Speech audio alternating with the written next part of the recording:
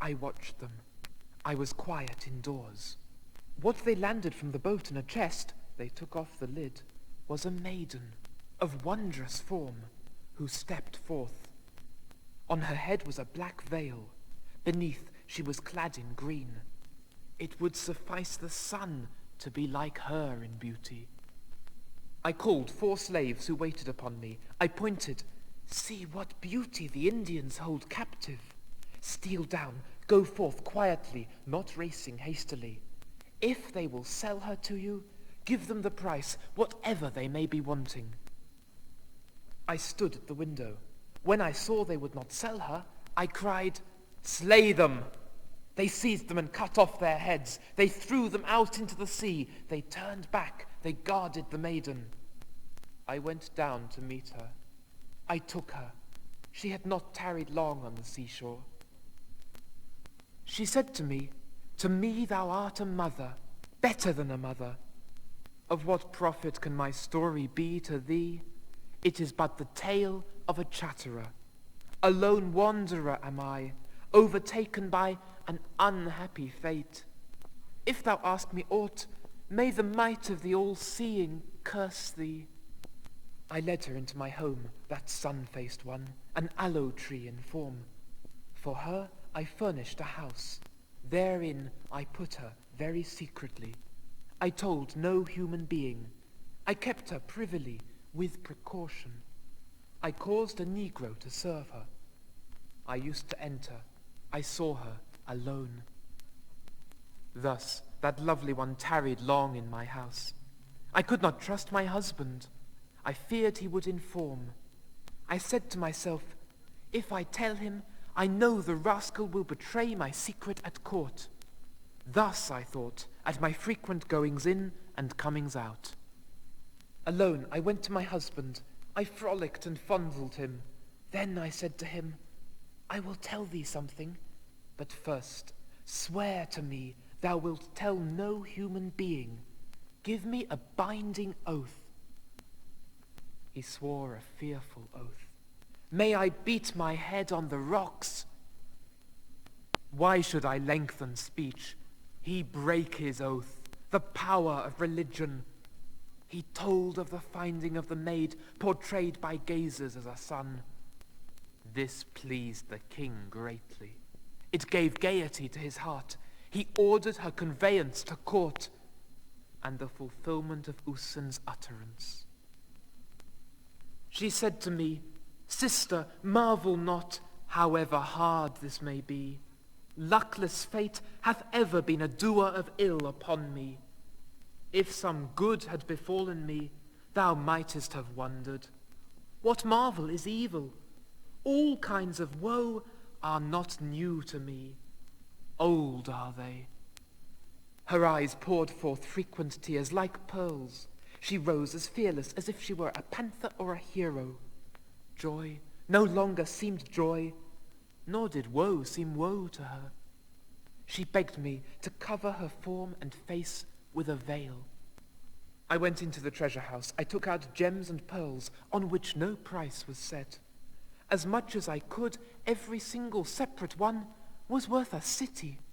I went back. I girded them round the waist of her for whose sake my black heart was dying. I said, O my dear one, perchance this sort of thing may somewhere be of use to thee. I gave that face the sun's peer into the hands of the slaves. The king was warned. He met her. The kettle drum was beaten. There was hubbub. She went forward with bent head, calm, saying naught. The king said, God grant my son come home victorious. I will have for his homecoming this son ready for him. He commanded 9 eunuchs to stand guard at the door. She called the eunuchs and said, Hearken, come to reason. You are deceived, mistaken as to my royalty. Your lord is in error in desiring me for a daughter-in-law. In vain, alas, sounds he for me the trumpet, the kettle-drum, and clarion. I am not suited to be your queen, else whither leads my path? God keep man far from me. be he sun-faced, cypress-formed. You beg of me something different. My business is of another kind. With you my life beseems me not. Without fail I shall slay myself. I shall strike a knife into my heart. Your Lord will kill you. You will have no time of tarrying in the world.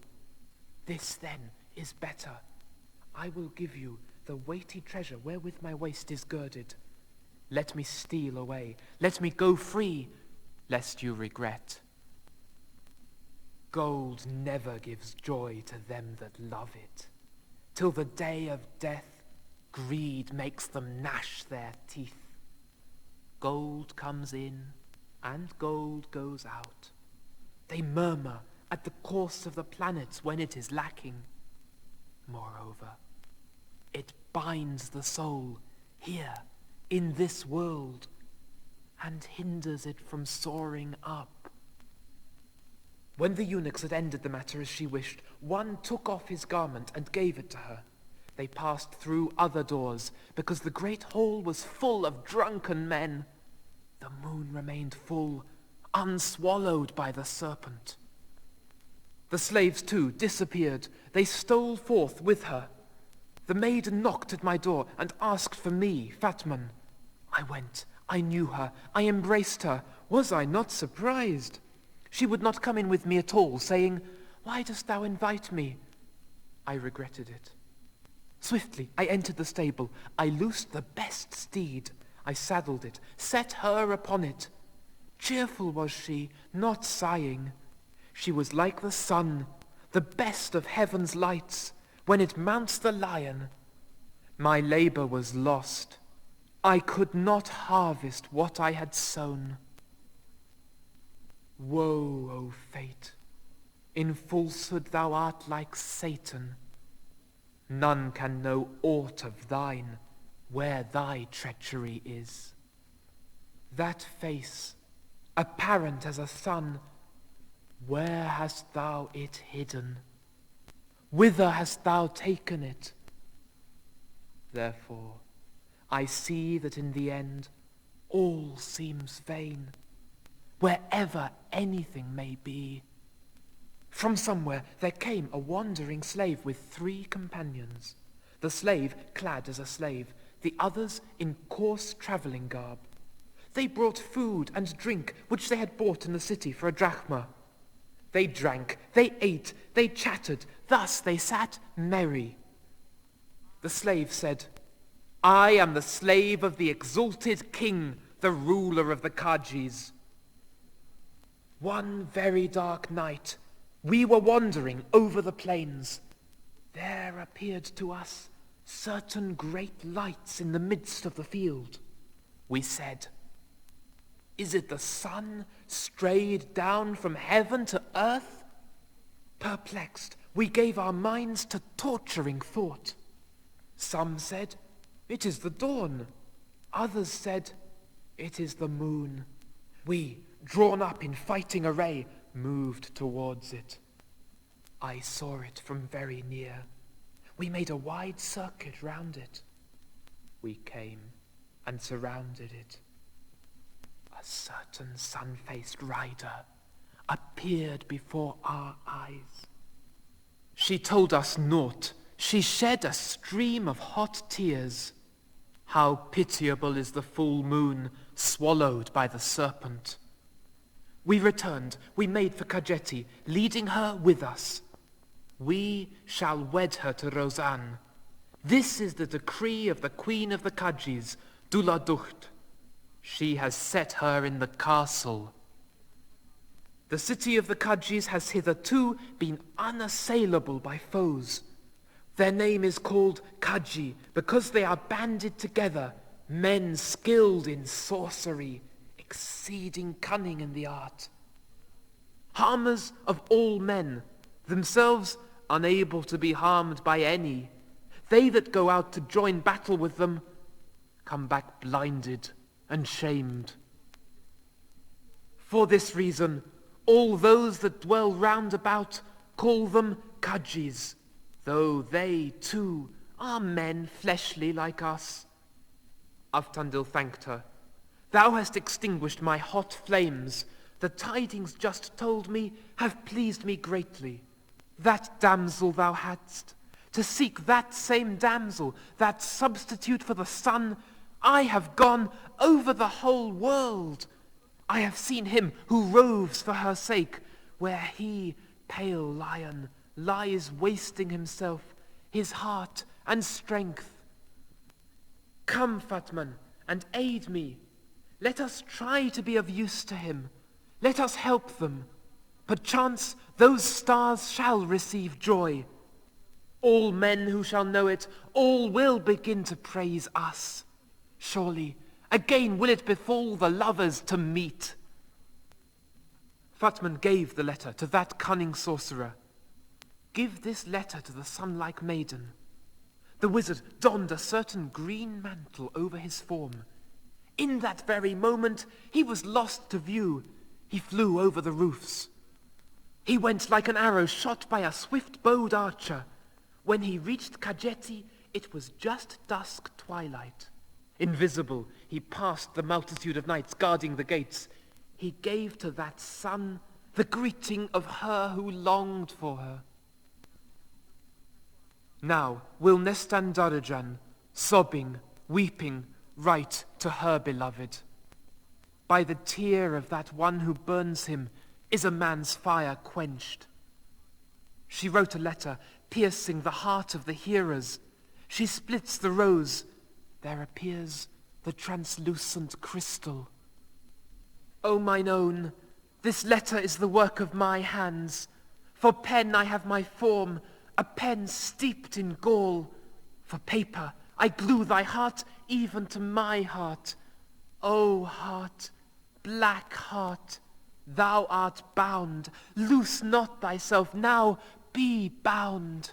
Thou seest, O mine own, of what deeds the world is a doer. However much light shines, for me it is but darkness.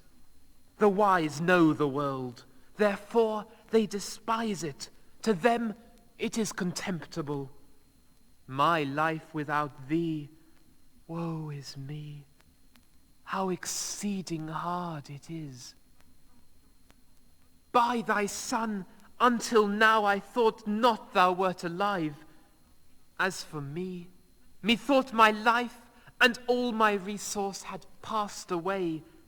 Now, when I hear news of thee, I magnify the Creator and humble myself before God. All mine erstwhile grief I weigh as joy. Thy life is sufficient for my heart to hope in, a heart all wounded and so consumed. Think of me, remember me as one lost to thee.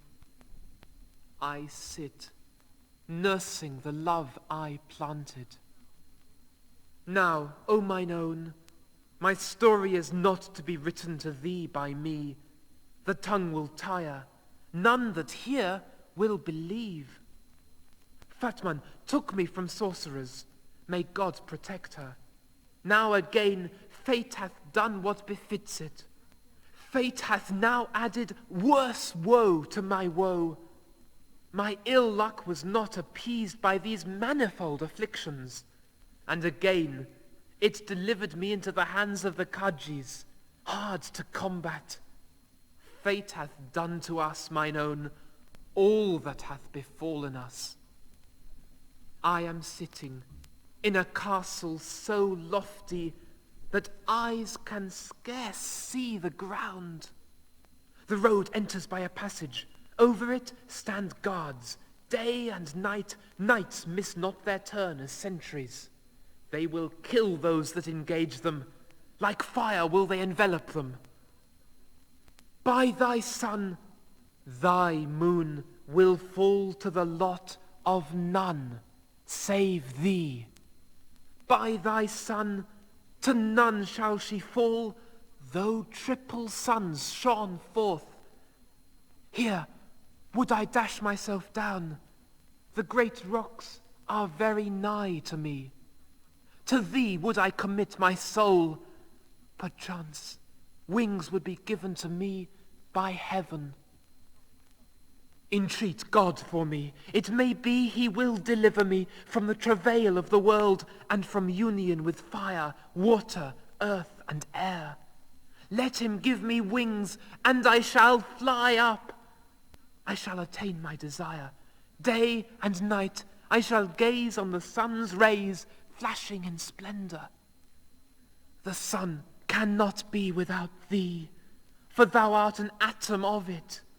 Of a surety thou shalt adhere to it as its zodiac, and not as one rejected. There shall I see thee. I shall liken thee to it. Thou shalt enlighten my darkened heart. If my life was bitter, let my death be sweet. Death is no longer grievous to me, since it is to thee I commit my soul. But I have laid thy love in my heart, and there it rests. When I think of parting from thee, for me wound is added to wound.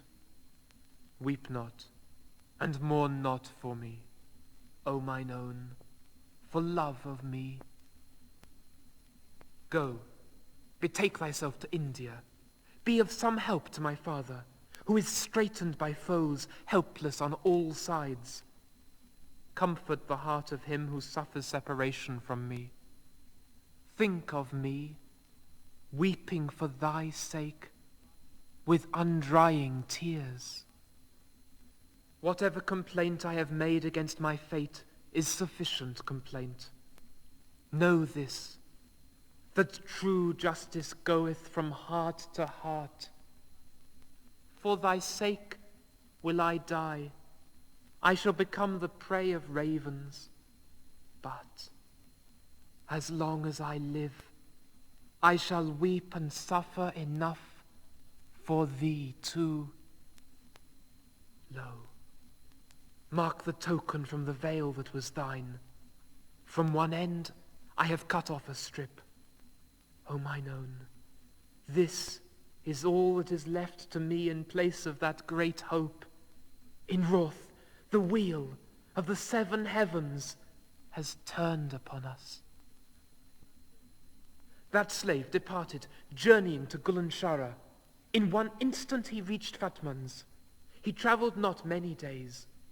When this matter so dear to him had been accomplished, Avtandil, with hands upraised, thanks God, with full understanding, not as one bemused.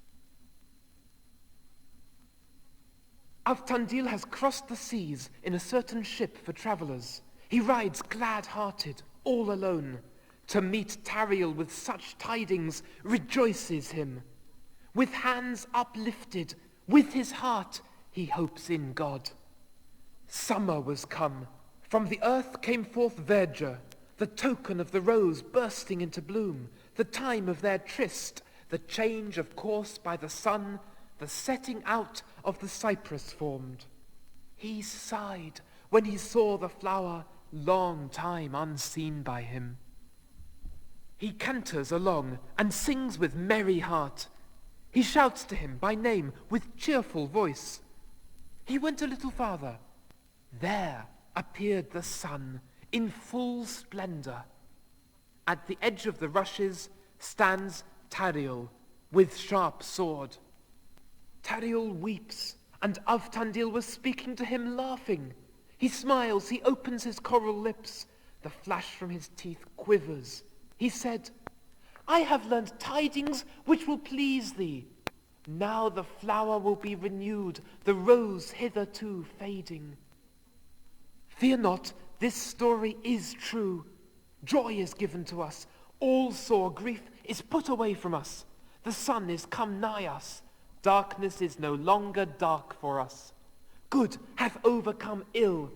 The essence of good is lasting.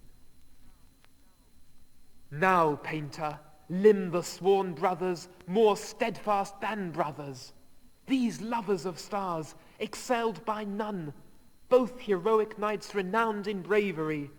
When they go to Kajeti, you shall see a battle. battle of piercing lances. All three sworn brothers crossed the sea. Pridon knows the way. Going day and night they travel. Pridon said, "Now are we coming nigh the regions of Kajeti? Henceforth we must travel by night, so that we be not discovered." I saw those heroes, shining, with rays excelling the sun. Those three are covered by the 7 planets with a column of light. Tariel, with slender form, sits on the black horse. They consumed their foes in fight, as their admirers by gazing.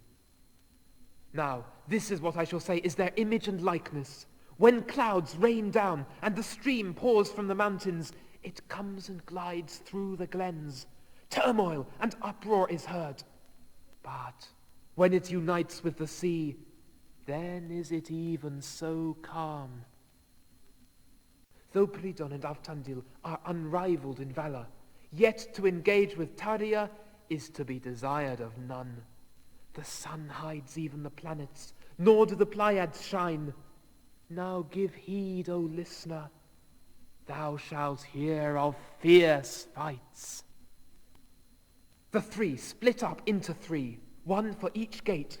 With them they had 300 men, all equal to heroes. That night they hastily made a reconnaissance, not illusory. Day dawned. They appeared. They set forth. They each had his shield. First, they went quietly in the guise of some travelers. Those inside could not perceive. They could not meet them alertly.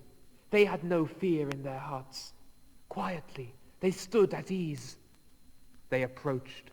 For the time being, they covered over their helmets. Suddenly, they spurred their horses, their whips swished. When they saw they opened the gates, a tumult came forth from the city. The three set out in 3 different directions, thus risking their lives. They played on fifes and drums. They made the trumpets sound shrill. Then the measureless wrath of God struck Kajeti. Kronos, looking down in anger, removed the sweetness of the sun. To them, also in wrath, turned round the wheel and circle of heaven. The fields could not contain the corpses. The army of the dead was increasing. The sound of Tariel's mighty voice made men unwounded faint. He rent the armor. The strength of the chain mail was brought to naught. They attacked the gates on 3 sides. They found no difficulty in cutting them down. When they entered the city, they began swiftly to destroy the castle. Avtandil and the lion Pridon met inside. They had wholly destroyed the enemy, whose blood flowed in streams. They shouted and saw each other. They rejoiced greatly. They said, "How goeth it with Tariel?" Their eyes roved round, seeking him. None of them knew. They could hear naught of Tariel. They wended to the castle gate. No care had they for the foe. There they saw a bank of armor, shattered chips of sword blades. The 10,000 guards, lifeless, like dust. All the castle guard lay like sick men, everyone wounded from head to foot, their armor rent in pieces, the castle gates open, the fragments of the gates flung aside. They recognized Tariel's handwork. They said, "This is his doing." They found the roads prepared. They entered and crept up the passage. They saw the moon was freed from the serpent to meet the sun. He raised his helmet. His reedy hair thrown back became him well. Breast was glued to breast. Neck was riveted to neck. They embraced each other. They kissed and shed tears. They were like when Mushta and Zual are united. When the sun surrounds the rose, they become fair and reflect the rays. They that have hitherto seen griefs will henceforth rejoice. This hidden thing Divnos the sage reveals. God sends good. He creates no evil. He shortens the bad to a moment. He renews the good continuously. His perfect self he makes more perfect. He degrades not himself. What Tariel and his wife had desired fell to their lot. 7 royal thrones, seats of joy, unassailable. This present solace makes them forget their sufferings. A man unacquainted with sorrow cannot find pleasure in joy. Those 3 sovereigns loved one another. They visited one another. Their desires were fulfilled. They that disputed their rule were put to the sword. They enlarged their kingdoms. They were sovereign. They increased their might. They poured down mercy like snow on all alike. They enriched orphans and widows, and the poor did not beg. They terrified evildoers. The ewes could not suckle the lambs. Within their territories, the goat and the wolf fed together. Their tale is ended like a dream of the night. They are passed away, gone beyond the world. Behold, the treachery of time. To him who thinks it long, even for him, it is of a moment. I, a certain Meschian bard of the borough of Rustave, I write